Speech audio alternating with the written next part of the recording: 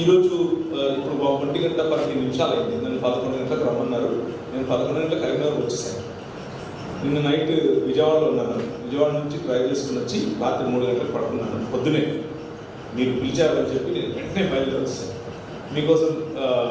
అయితే కొంచెం వెయిట్ చేశాను. చెప్పారు ముందుగానే, నాకు ఎక్స్పెక్టేషన్ సెట్ చేశారు. మీరు అక్కడ ఆగిపోయింది కాసేపు, నేను పిలిచినప్పుడు రండి అన్నప్పుడు నేను తర్వాత వచ్చాను. సో ఇప్పుడు ఈ దర్శనంలో భాగంగా నేను ఏం చేస్తూ ఉంటాను అని అంటే, యువతులను ఆంట్రప్రెన్యూర్స్గా, అంటే వ్యాపారవేత్తలుగా, ఆ వ్యాపారాన్ని ఆధారం చేసుకుని, వ్యాపారాన్ని బేస్గా చేసుకుని తన కుటుంబాన్ని మరియు తన కుటుంబం చుట్టూ ఉన్నటువంటి సమాజాన్ని తన వ్యాపారంలో ఎవరినైతే రీచ్ అవ్వాలనుకుంటున్నారో, ఏ సమాజాన్ని అయితే క్రీస్తు వద్దకు పిలవాలనుకుంటున్నారో ఆ సమాజం మధ్య సంఘ స్థాపన చేయాలి.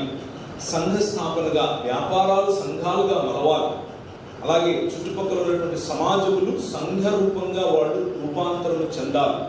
క్రీస్తుని అనుసరించేటటువంటి సమాజముగా రూపాంతరం చెందాలి అన్నటువంటి దర్శనం నాది. ఈ దర్శనంలోనే నేను ముందుకెళ్తున్నాను.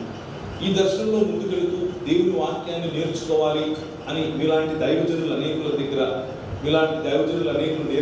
నేర్చుకున్న మాటలే మీ ముందు వల్లించే ప్రయత్నం చేస్తాను. అయితే ఈ వ్యాపార విద్య నేను తిరుగుతూ ఉన్నప్పుడు నేను గమనించినటువంటి, సమాజంలో నాకు కనిపించినటువంటి, నేను ఫీల్ అయింది నేను మీ ముందు వచ్చే ప్రయత్నం చేస్తాను. ఇది డేటా డ్రివెన్, అంటే నేను కలెక్ట్ చేసినటువంటి డేటాను ఆధారం చేసుకొని చెప్తున్నటువంటి మాటలు. ఈ మాటలు దేవుని వాక్యంతో ఒకసారి పోల్చి చూసి, దేవుని వాక్యం మనకు ఎలాంటి దిశానిర్దేశం చేస్తుంది, what is the direction that God wants us to move అనేది మీ ముందు వచ్చే ప్రయత్నం చేస్తాను. రీసెంట్గా వచ్చినటువంటి లెక్కల అనుసారంగా 2024 వరకు దాదాపు 58,000కు పైగా NGOస్కు FCRI అకౌంట్స్ తీసేశారు. 58,000కు పైగా అకౌంట్స్ 2024లో బ్యాంక్ అకౌంట్స్ FCRI అనేటటువంటి, లేకపోతే ఫారెన్ కాంట్రిబ్యూషన్ రెగ్యులేషన్ అనేటటువంటి యాక్ట్ ప్రకారంగా ఉన్న అకౌంట్స్ను తీసేశారు. అది ఇంకా మిమ్మల్ని ఎంత పొగడాలో అంత పొగిడేశారు. ఇక రాళ్ళు కొట్టకండి. ఇప్పుడు కొంచెం క్రిటికల్గా ఎలా ప్రపంచం చూస్తోంది మనల్ని, ఎలా ప్రభుత్వాలు మనల్ని చూస్తున్నాయి అనే విషయాలు మేము ముందుంచే ప్రయత్నం చేస్తాను.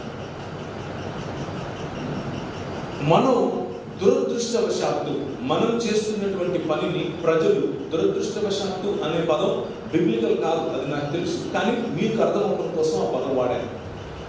మనం చేస్తున్నట్టే మతము చేత ప్రేరేపించబడినటువంటి ఒక